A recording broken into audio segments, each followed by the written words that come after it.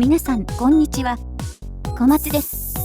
前回アイペイントをしたところから、作業再開です。再度ウレタンクリアを吹いて、クリア層を厚くしておきます。ウレタンクリアを吹いたら、スポンジヤスリで表面を磨き、アイペイントでできた段差を平滑にします。使っているヤスリ棒は、後ほど紹介するので、ちょっと待ってね。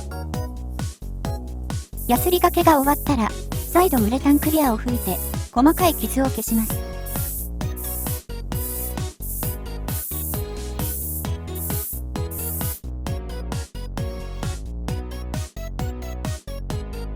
クリアが完走したら、マスキングゾルで瞳部分をマスクします。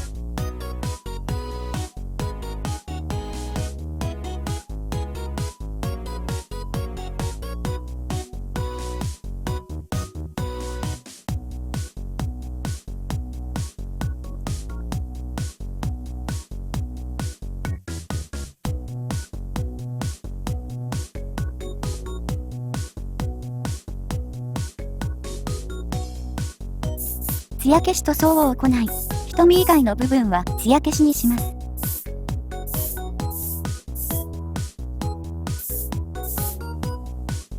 十分乾燥させたら、マスキングを剥がして顔塗装は完成です。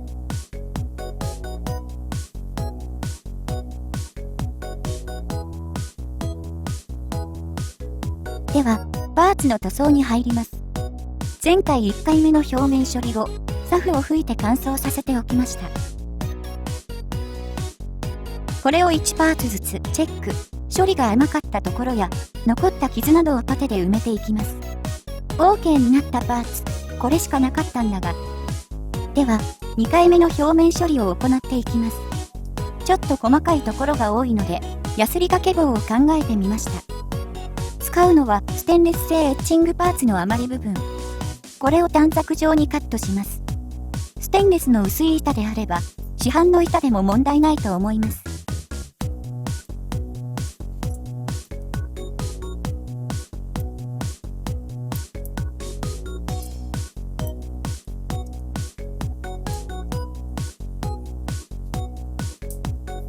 カットしたら、アートナイフの柄に差し込みます。紙ヤスリに幅 10mm の両面テープを貼り、その幅に合わせてヤスリをカット。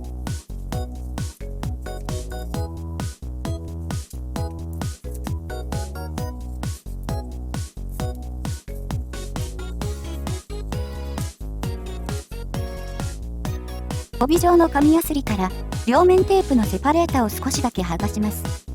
これを先ほど作ったステンレス板に貼り付けて余り部分をカット。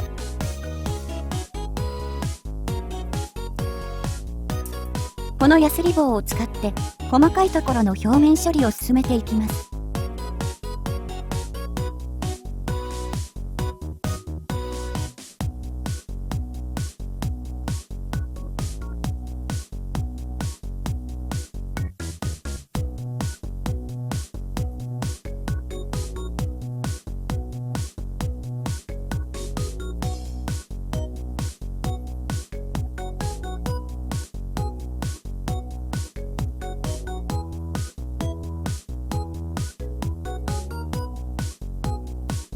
同じ要領で、スポンジヤスリを両面テープで貼り付けると、曲面にも対応できます。板の幅や長さを調整すれば、細かいところのヤスリ掛けができるので、なかなか便利です。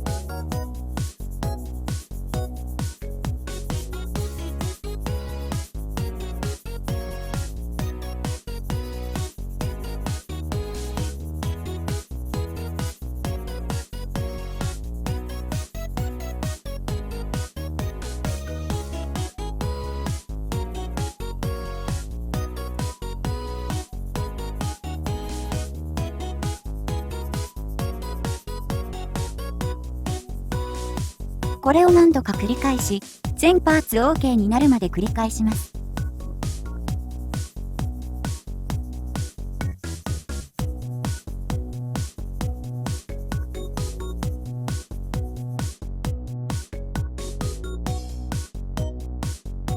サフを吹いたパーツを塗装していきます。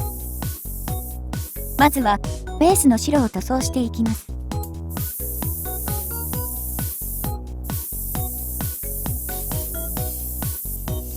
白を塗装したら、ガイアノーツのクリアパープルでシャドウ吹きを行います。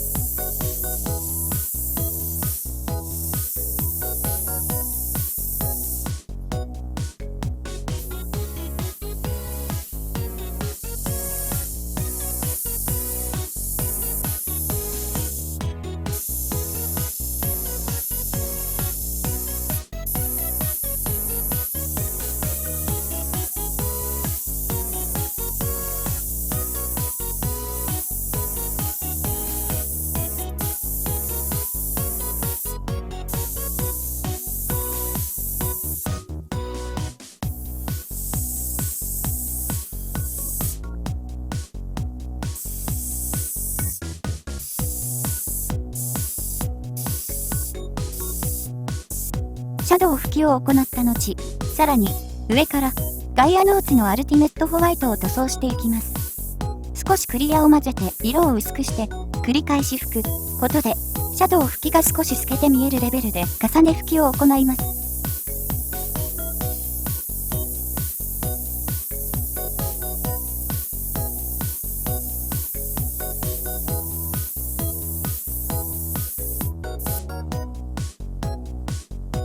塗装ができたらマスキングを行っていきます。マスキングはいつも通り、アイスプロジェクトのミクロンマスキングテープを境界線に貼り、広いところは幅の広いタミヤのマスキングテープ。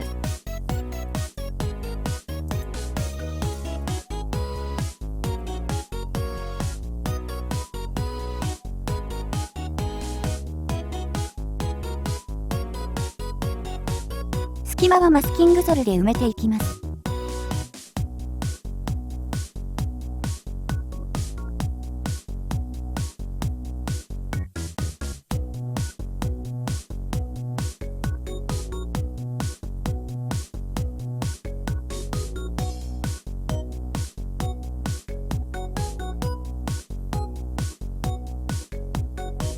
マスキングが終わったら塗装を行っていきます。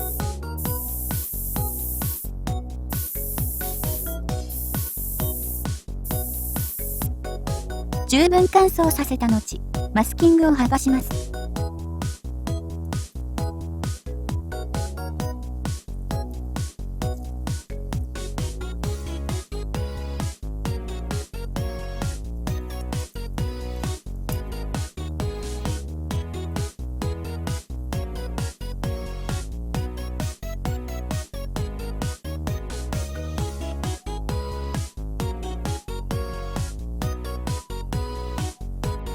靴パーツの塗装、完了です。他のパーツも、同様に、マスキング、塗装を行っていきます。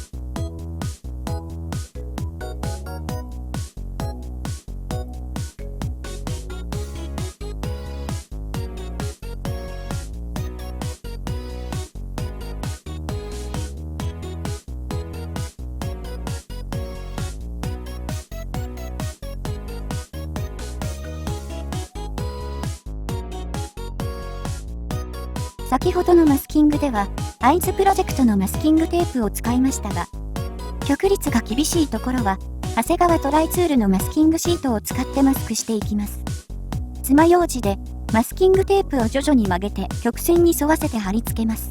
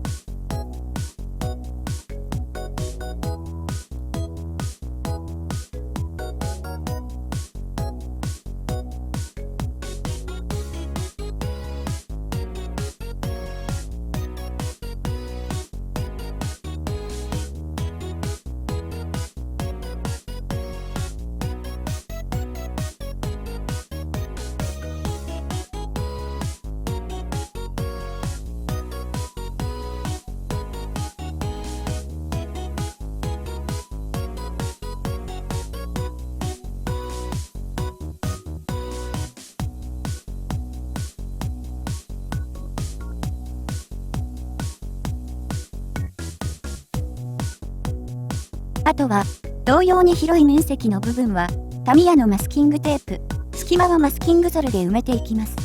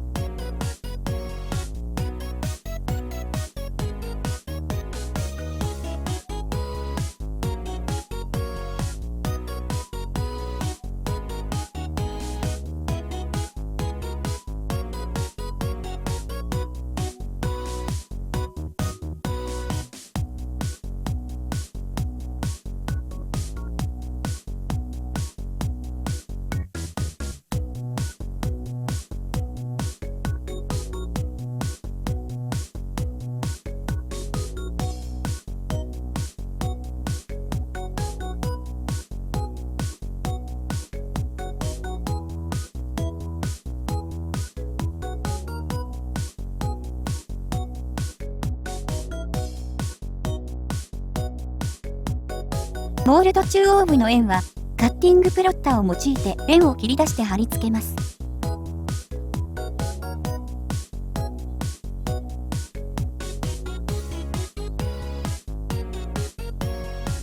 マスキングができたら塗装します。まずは水色を塗装。塗装が乾燥したら、水色で塗り分ける部分は、追いマスキングをしてやります。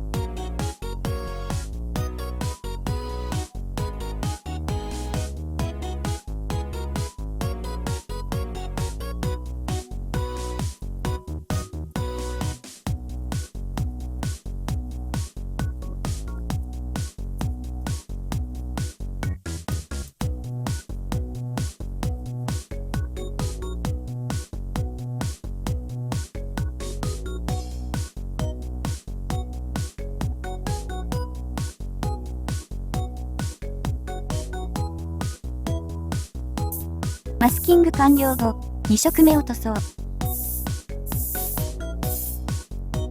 最後に白を塗装します。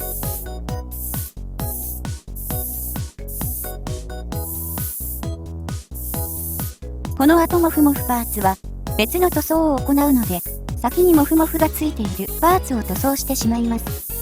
うさ耳パーツは、まず、内側のピンク色を塗装。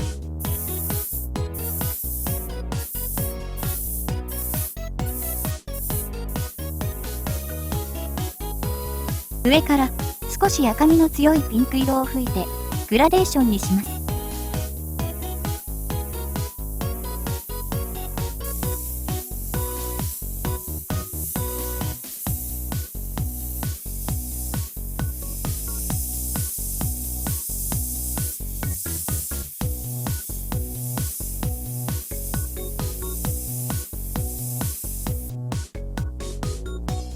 塗装後に、マスキングを、先ほどと同様に行います。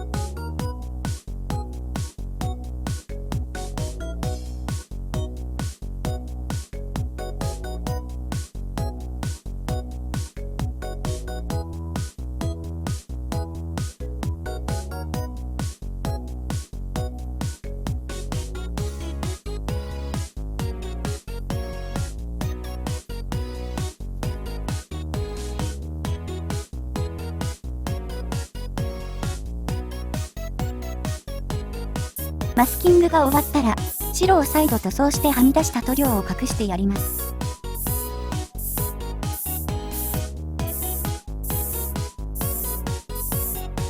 モフモフ塗装を行うため、他の部分をさらにマスキングしていきます。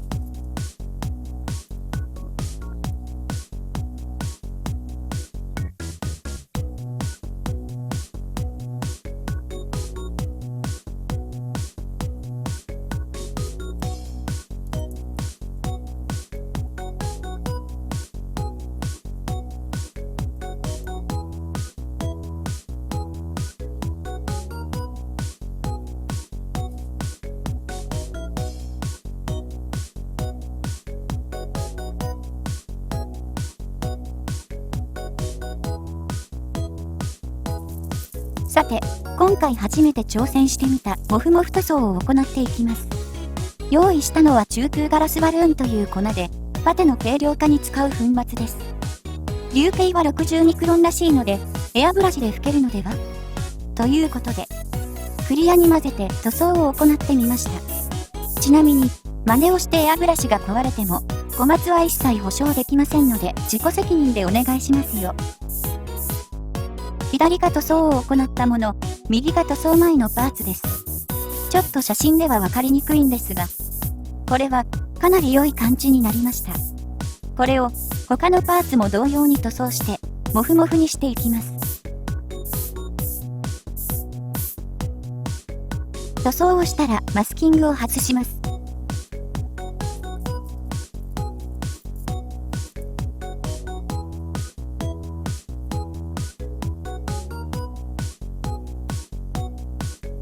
今回、この塗装を試してみて、ちょっと詰まりやすいので、混ぜて、すぐエアブラシで拭く、という作業が必要になりますが、ガラスの粉末だからなのか、少しだけ透明感のようなものもあり、タルクのような白い粉末でやった時とは違う雰囲気で、良い感じになりました。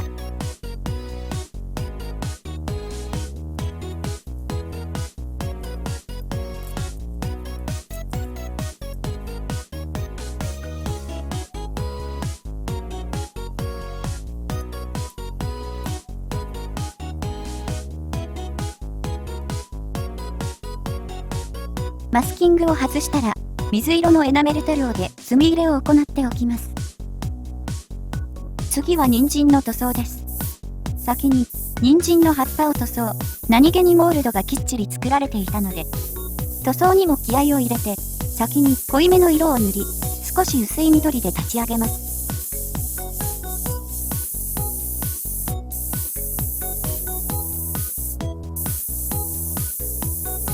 塗装後に葉っぱ部分をマスキングします。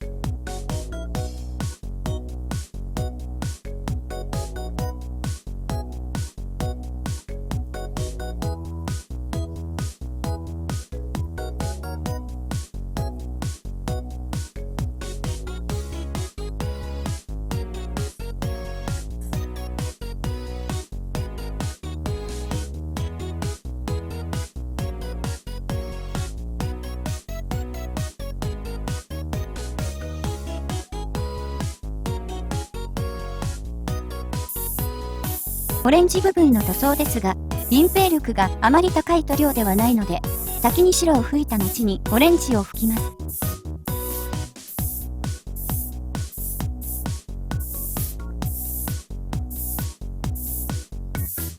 塗装完了。マスキングを外せば完成です。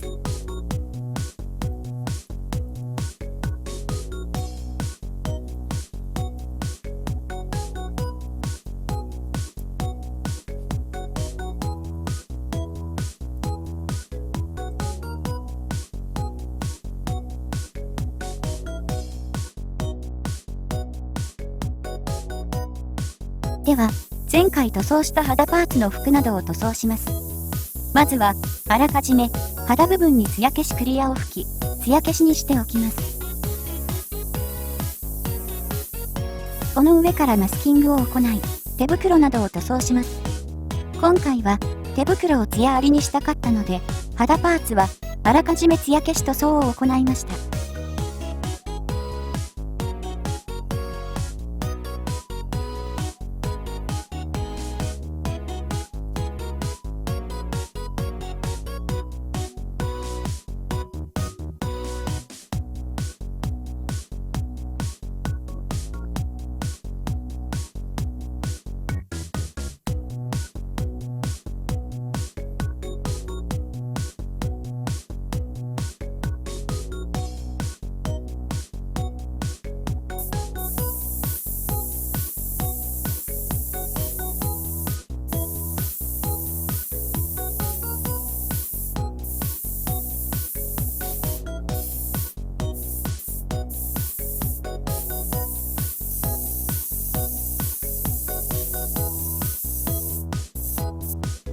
塗装完了後にマスキングを剥がせば完了です。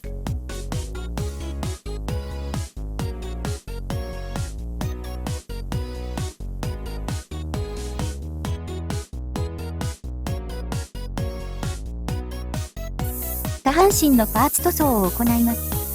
足をストッキング風塗装にするので、差分を分かりやすくするため真っ黒に塗装しました。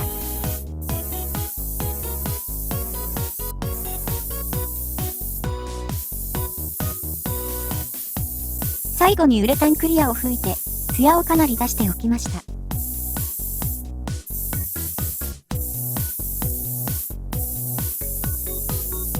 足は、ストッキング風の塗装を施します。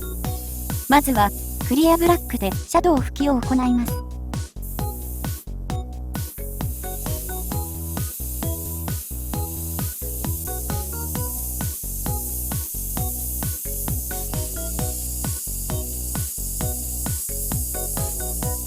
上から塗装をする色も、隠蔽力が高い黒系の塗料なので、強めにシャドウ拭きを行っておきます。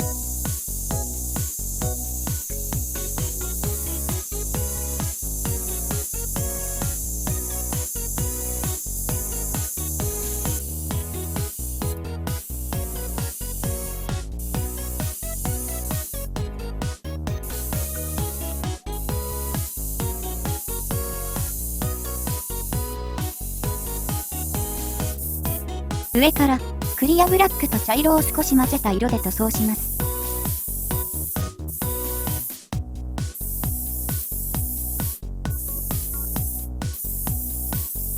最後に艶消しクリアを吹いて塗装完了。ストッキングっぽくなったでしょうか。先ほど塗ったパーツとの差分はこんな感じ。では、髪の毛の塗装に入ります。まずは、サフグレーの上から、ベースの白を塗装。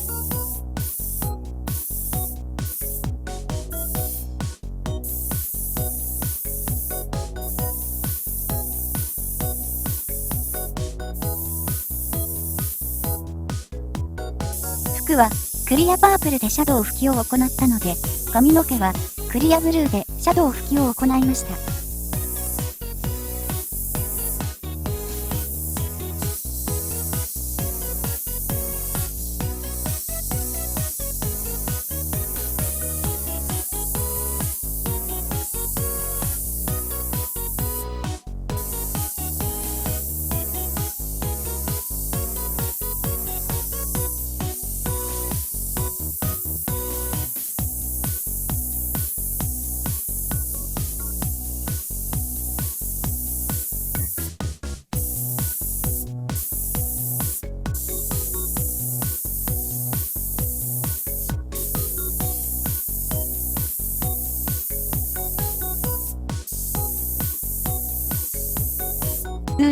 指がガガガガ。シャドウ拭きが終わったら、上から薄く白を塗装して色をなじませます。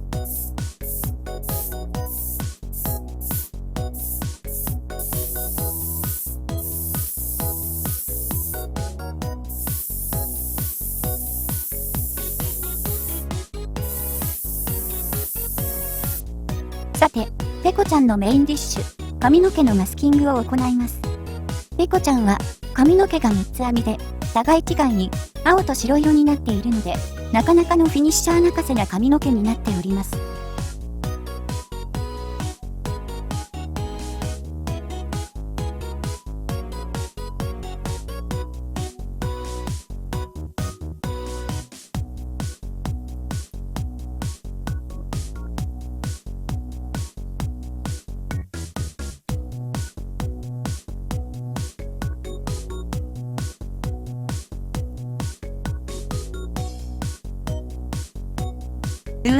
この作業は、シャドウ拭き後の指に来るぜ。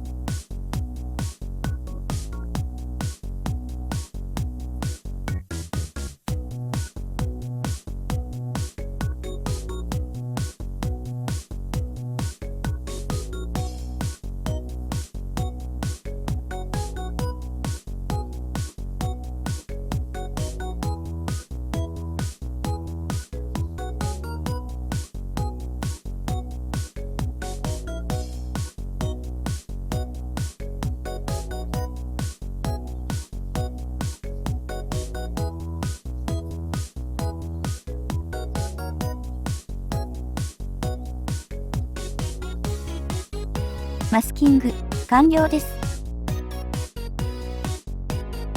青色を塗装していきます。今回はイラストっぽく仕上げたかったので、青ベタ塗りではなく一部白色を残すようにグラデーション塗装を行いました。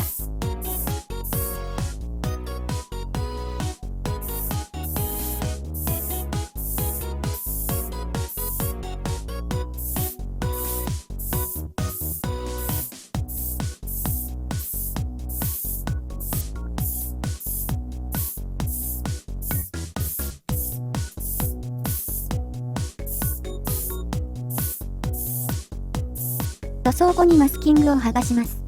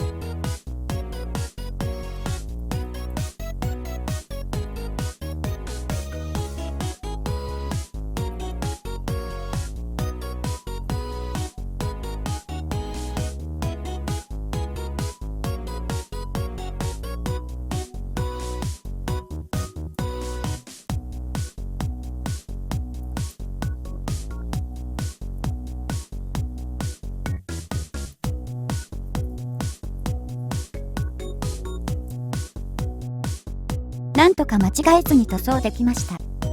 立体感を追加したかったので、少しだけ紫色を加えたエナメルシンナーでウォッシングを行いました。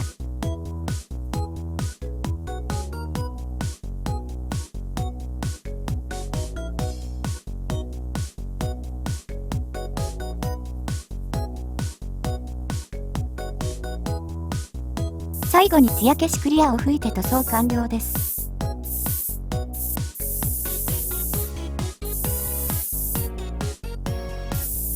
これでパーツがすべて揃いました。組み立てを行っていきます。接着にはバンパーパテを使います。この動画では何度か紹介していますが、ウレタンレジンに対して非常に接着力が高く、衝撃に対してもそこそこ強いので愛用しています。2液混合タイプで固定した状態で放置しておけば10分程度で硬化します。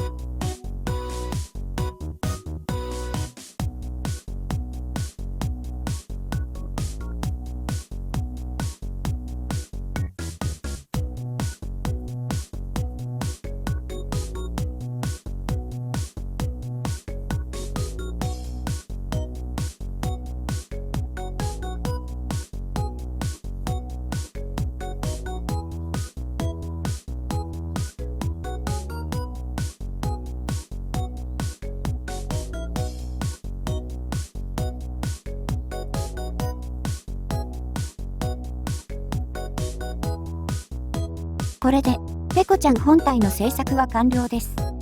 さて、次回はジオラマの製作を行っていきます。